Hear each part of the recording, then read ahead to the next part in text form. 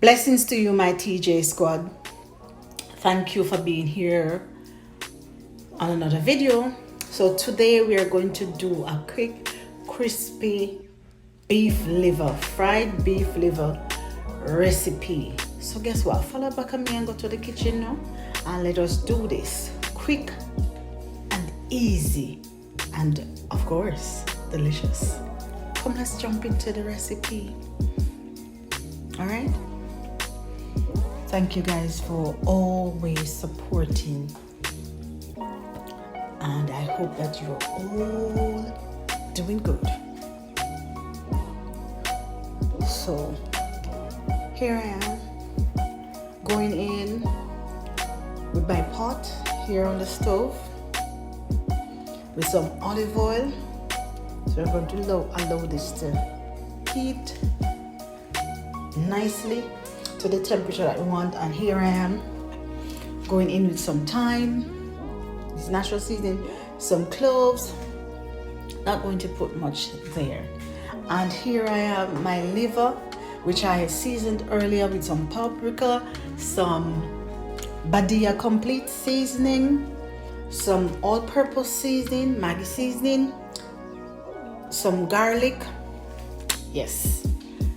And here I am, and I dip them in some flour that is seasoned with the same, and we're just going in nicely.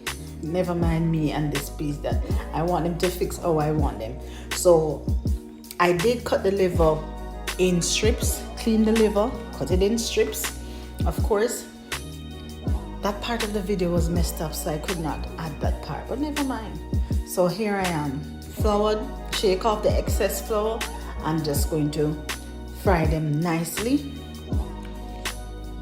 until we get them nice and how we want them on the first side. Then we're going to turn them and allow them to fry on the other side.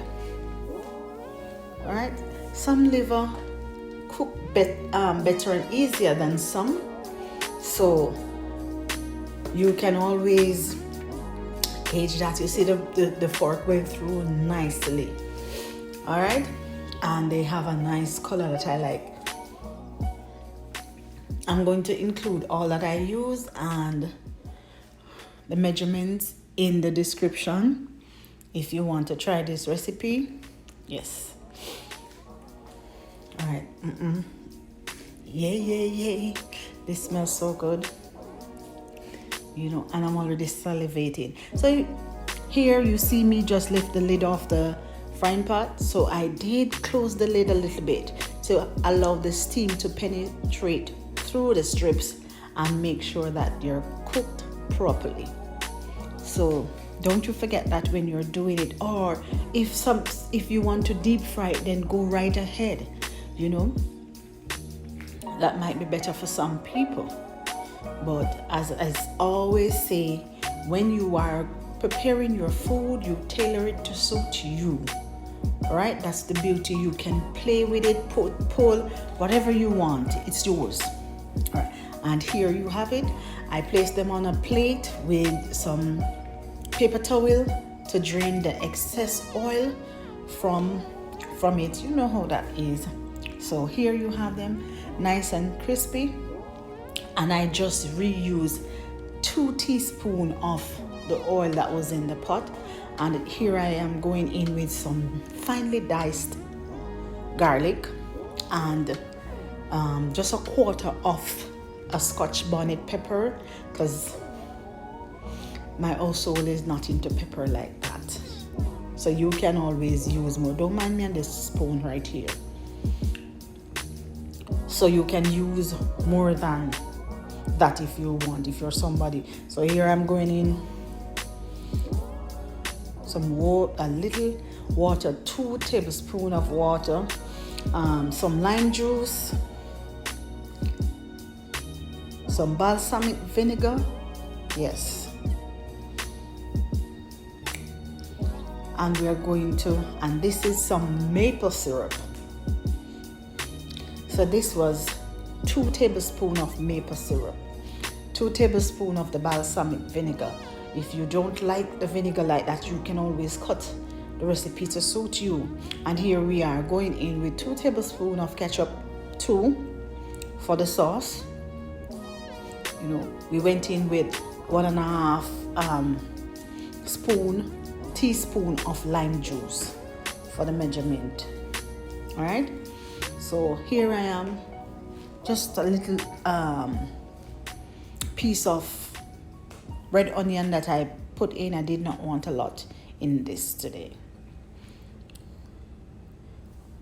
All right, so we did add that, and we add 2 tablespoons of honey barbecue sauce. All right. So we cook and allow it to reduce. You see, it's reducing to a nice thick sauce. And here I am going in with my cherry tomatoes, but I always like the mix, the variety color. So you see I have different colors because that's what I like. And I add this at the end here because I don't want the tomatoes to, the cherry tomatoes to be overly cooked and mashed. I still want them somewhat firm. So I just add them to the end part here.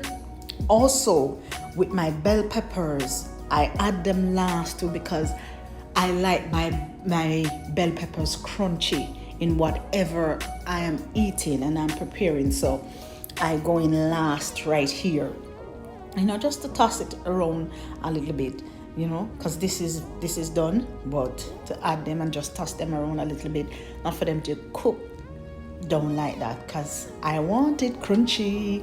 Yay. And here I am going in with some dried parsley flakes. So you can do that. And yes, I'm just gonna toss it in, stir it around, mix it up. Yeah. You see how beautiful that looks. And here we have, oh my God, I ate some.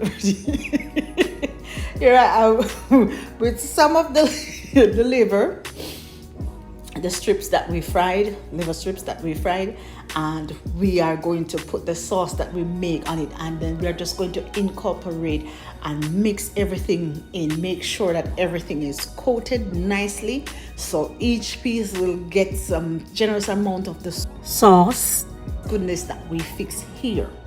And trust me, tastes good, smell good, and it looks delightful. So go ahead, people, try this recipe and tell me how it turns out. And if you hear my mouth sounding like it's full with water, of course I'm salivating. My mouth is running water to have some more of this. So here I'm just, you know, making sure that everything is nicely coated. Yes, that beauty, that baby, yeah.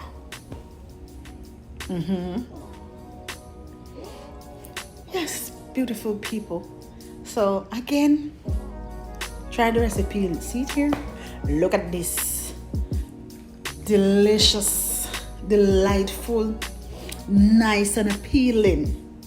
Yes, and you see I top it off with some white sesame seeds. Yes, and some fresh parsley, just the same. All right. Oh my God, my taste bud is dancing. When you all weren't looking, I stuck a piece in my mouth, and oh my goodness, delightful.